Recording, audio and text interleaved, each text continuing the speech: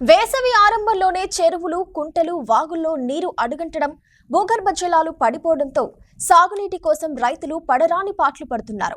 వర్షాకాలంలో జిల్లాలో భారీ వర్షాలు కురిసి పంటలు దెబ్బతినగా యాసంగిలో మాత్రం నీరు లేక పంటలు ఎండిపోతున్నాయి.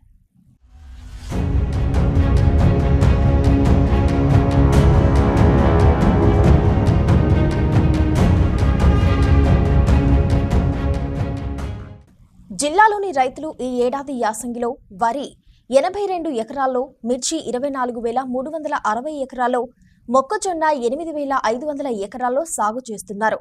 వరి త్వరలో పొట్ట దశకు రానుండగా మొక్కజొన్న ఇప్పుడిప్పుడే ఏపుగా పెరుగుతుంది. ఈ క్రమంలోనే జలాశయాల్లో నీరు అడుగంటడంతో బోర్లు, బావులు లేని రైతులు సాగునీటి కోసం తిప్పలు పడుతున్నారు. పంటలను కాపాడుకునేందుకు వాగుల్లో గుంటలు చేసి ఊట నీరును మోటార్ల ద్వారా పంటలకు అందించేందుకు ప్రయత్నిస్తుండగా మరికొందరు కిలోమీటర్ల దూరాన ఉన్న చెరువుల నుంచి పంట వరకు కాల్వలు చేసుకుని నీటిని అందిస్తున్నారు. కొందరు చేసేదేమీ లేక ఎండిన పంటలను వదిలేశారు.